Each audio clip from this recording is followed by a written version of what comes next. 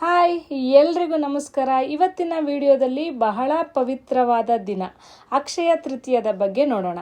ಈ ದಿನ ಯಾಕೆ ಇಷ್ಟು ವಿಶೇಷ, ಏನು ಮಾಡಿದರೆ ಪುಣ್ಯ ಸಿಗುತ್ತೆ, ಏನು ಕೊಂಡುಕೊಂಡ್ರೆ ಜೀವನದಲ್ಲಿ ಒಳ್ಳೆಯದಾಗುತ್ತೆ, ಇದರ ಸಂಪೂರ್ಣ ಮಹತ್ವವನ್ನು ಇವತ್ತು ತಿಳಿಯೋಣ. ಅಕ್ಷಯ ತೃತೀಯ ಎಂದರೆ ಏನು? ಅಕ್ಷಯ ಅಂದರೆ ಎಂದಿಗೂ ಕಡಿಮೆಯಾಗದ, ಸದಾ ಹೆಚ್ಚುತ್ತಾ ಇರುತ್ತದೆ. ಅಂದರೆ ಈ ದಿನ ನೀವು ಮಾಡುವ ಒಳ್ಳೆಯ ಕೆಲಸಗಳು ಎಂದಿಗೂ ಕಡಿಮೆಯಾಗದೆ ಹೆಚ್ಚುತ್ತವೆ ಎಂಬ ನಂಬಿಕೆ ಇದೆ. ಪುರಾಣ ಕಥೆಗಳ ಪ್ರಕಾರ ಮಹಾಭಾರತದ ಕಥೆಯಲ್ಲಿ ಈ ದಿನವೇ ಶ್ರೀಕೃಷ್ಣ ದ್ರೌಪದಿಯವರಿಗೆ ಅಕ್ಷಯ ಪಾತ್ರೆಯನ್ನು ನೀಡಿದರು. ಈ ಪಾತ್ರೆಯಿಂದ ಎಷ್ಟು ಆಹಾರ ತೆಗೆದುಕೊಂಡರೂ ಅದು ಎಂದಿಗೂ ಖಾಲಿಯಾಗುವುದಿಲ್ಲ. ಇನ್ನು ಎರಡನೆಯದಾಗಿ ಈ ದಿನವೇ ಗಂಗಾದೇವಿ ಭೂಮಿಗೆ ಬಂದರು ಎಂಬ ನಂಬಿಕೆಯೂ ಸಹ ಇದೆ. ಈ ದಿನವೇ ಪರಶುರಾಮ ಅವರ ಜನ್ಮದಿನವೂ ಆಗಿದೆ. ಅಲ್ಲದೆ ಕುಬೇರ ಈ ದಿನದಿಂದ ಧನದ ದೇವರಾದರು ಎಂಬ ನಂಬಿಕೆ ಇದೆ.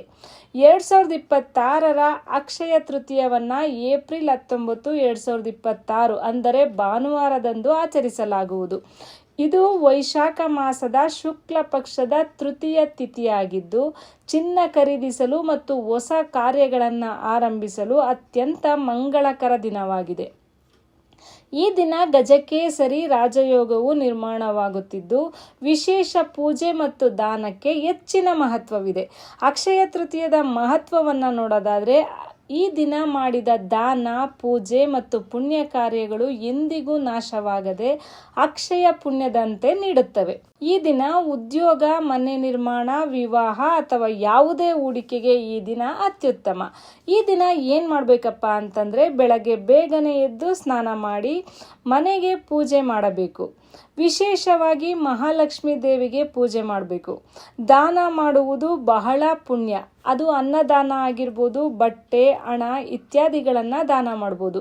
ದೇವಸ್ಥಾನಕ್ಕೆ ಹೋಗಿ ದೇವರ ದರ್ಶನ ಮಾಡಬೇಕು. ಏನು ಕೊಂಡ್ಕೊಂಡ್ರೆ ಒಳ್ಳೆಯದು? ಈ ದಿನ ಅಕ್ಷಯ ತೃತೀಯ ದಿನದಲ್ಲಿ ಕೊಂಡುಕೊಂಡದ್ದೇ ಹೆಚ್ಚಾಗುತ್ತದೆ ಎಂಬ ನಂಬಿಕೆ ಇದೆ. ಹಾಗಾಗಿ ಚಿನ್ನ, ಬೆಳ್ಳಿ, ಮನೆ, ಜಮೀನು, ಹೊಸ ವ್ಯವಹಾರ ಆರಂಭ ಅಂದರೆ ಧಾನ್ಯದಲ್ಲಿ ಅಕ್ಕಿ, ಗೋಧಿ ಕೂಡ ಕೊಂಡುಕೊಳ್ಳುವುದು ಒಳ್ಳೆಯದು. ಏನು ಮಾಡಬಾರ್ದಪ್ಪ ಅಂತಂದರೆ, ಈ ದಿನ ಜಗಳ ಮಾಡಬಾರ್ದು, ಕೆಟ್ಟ ಮಾತು ಆಡಬಾರ್ದು, ಯಾರನ್ನು ನೋಯಿಸಬಾರದು. ಈ ದಿನ ಸದಾ ಒಳ್ಳೆಯ ಕೆಲಸ ಮಾತ್ರ ಮಾಡಬೇಕು. ಇನ್ನು ಈ ದಿನದ ಮಹತ್ವ ಏನಂದರೆ, ಅಕ್ಷಯ ತೃತೀಯ ದಿನ ಮಾಡುವ ಪುಣ್ಯ ಕೆಲಸಗಳು ಹಲವು ಪಟ್ಟು ಹೆಚ್ಚಾಗುತ್ತವೆ. ಜೀವನದಲ್ಲಿ ಸಮೃದ್ಧಿಯನ್ನು ತರಬಹುದು. ಸ್ನೇಹಿತರೆ, ಅಕ್ಷಯ ತೃತೀಯ ದಿನ ನೀವು ಒಳ್ಳೆಯ ಕೆಲಸ ಮಾಡಿದರೆ ಅದು ನಿಮ್ಮ ಜೀವನವನ್ನು ಬದಲಾಯಿಸಬಹುದು. ಈ ವರ್ಷ ನೀವೇನು ಕೊಂಡ್ಕೊಳ್ತೀರಾ ಅನ್ನೋದನ್ನು ಕಮೆಂಟ್ನಲ್ಲಿ ತಿಳಿಸಿ.